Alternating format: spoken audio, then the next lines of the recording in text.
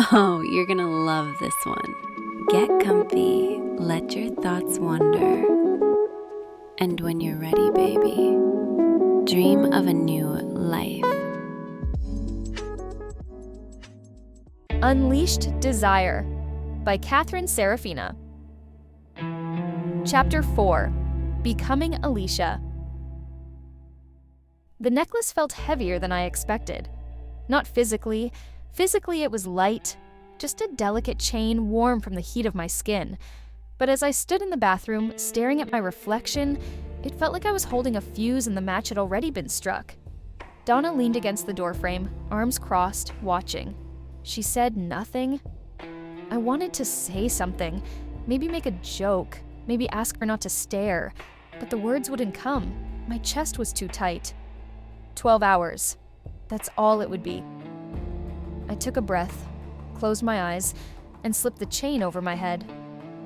At first, nothing happened. Then everything did. It was like a pulse hit me from the inside, radiating outward in slow, deliberate waves. My skin buzzed, my breath caught, my knees wobbled. My spine bent forward instinctively like I was doubling over from a sudden gust of wind. I grabbed the edge of the sink and gasped. Every nerve was lighting up, not in pain, but in transformation. I heard the first crackle of change before I saw it. My bones shifting, reshaping, rebalancing.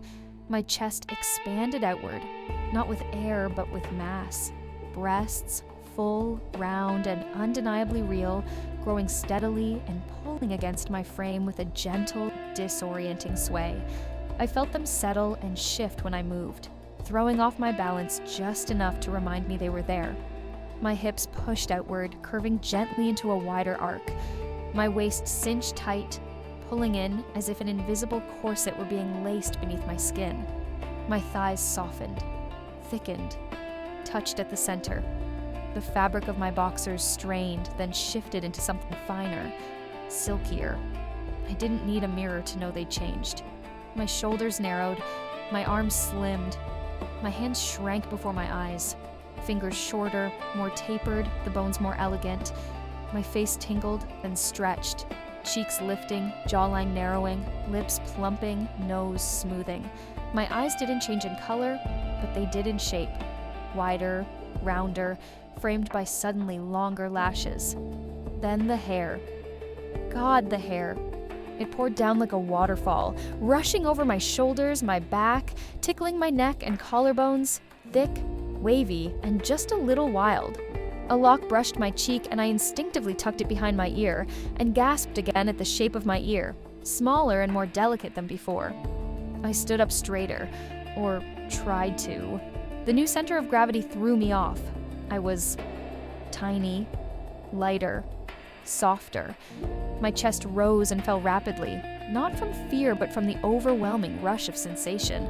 The air felt different on my skin, colder. Every little movement of fabric sent goosebumps along my arms. I turned slowly toward the mirror, and there she was. Me, but not her, Alicia. She was beautiful.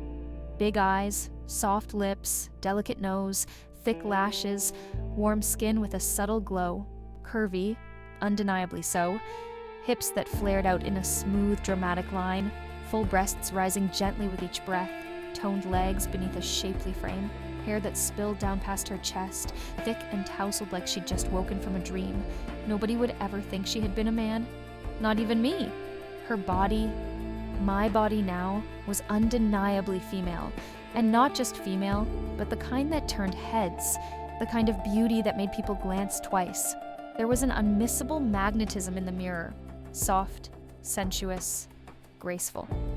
I couldn't stop looking, and I couldn't stop feeling the way the air moved against my skin, the tug of gravity on my breasts, the unfamiliar shift of my balance, the length of my hair catching on my shoulder, the lack of strength in my arms, subtle but real.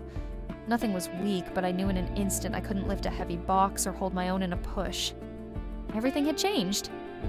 Donna stepped into the room and handed me the outfit she'd chosen. A pair of soft pink lace panties, a matching bra, a short flared sundress in pale lavender, and nude heels with a subtle gold buckle. I took them with trembling hands. The moment the panties slid up my thighs, I felt it. A smooth, delicious glide that hugged my skin just right. Not too tight, not too loose, just right. The lace tickled my hips as I pulled them into place, and a warm flutter started in my stomach. And then I noticed the way they hugged my butt, round and firm in a way that was completely unfamiliar. I'd never had anything close to this before. Not curves like that, not the kind that made the fabric stretch to fit. The bra settled around my chest like it had always belonged there. The weight of my breasts found a home in the cups, snug and supported. The sensation was surreal, both grounding and impossible to ignore. My fingers trembled slightly as I fastened the clasp behind me. I could feel Donna watching. I tried not to let it show. Next came the dress, lightweight, sleeveless, and smooth. It slipped down over my head, brushing softly over my curves. The skirt ended just above the knees, flaring out with a little bounce every time I shifted. It swayed as I walked, teasing against my thighs in a way that made me gasp quietly. Then the heels. I slipped them on, half expecting to fall or wobble, but my body adjusted instinctively. My legs locked into a confident posture I didn't remember ever having. When I took a step, it was smooth, natural, effortless. And that's when I saw it again, the way my butt swayed behind me in the mirror, rounded and lifted, the skirt rising just enough to reveal how much it stuck out in the heels. There was no way this was subtle, no way anyone wouldn't notice. I was walking like I'd worn them for years. When I turned toward the mirror again, I nearly forgot Donna was still in the room. Because everything fit perfectly. I caught my reflection and my lips started to lift, just slightly, a quiet, impossible smile. "You look comfortable," Donna said slowly, arms still crossed. I forced my expression back into something neutral. "It fits," I said simply.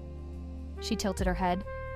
"You walk in heels like you've done it 100 times. I didn't respond. She stepped a little closer. "Is this something you imagined before?" "No," I said quickly. Too quickly. Her eyes narrowed. "You sure?" "Yes." "Because you look like someone who's been waiting to come out. You move like this is natural, like it's always been in you." I said no, I replied, cheeks warming. I kept my voice steady, even as my heart skipped. "I agreed to try this. That's it."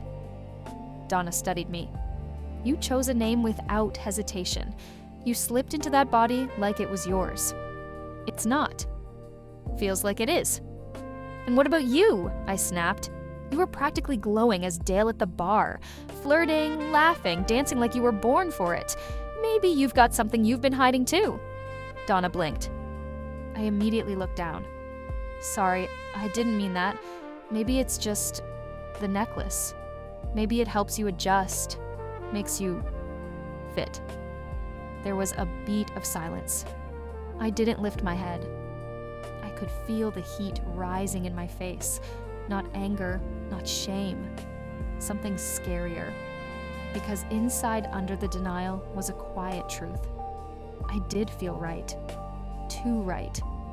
Like something I'd only tasted in secret had suddenly become my reality. Like that strange joy I felt at 18, wearing lace and pretending to be someone else, had finally bloomed into something real. I stared at my reflection and said nothing. Donna finally stepped back and nodded, her expression unreadable. Okay. But I knew she didn't believe me. And maybe I didn't either.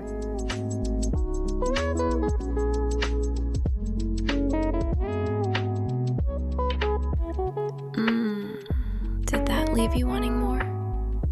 The naughty version's waiting for you on my Patreon, along with so many other juicy little secrets.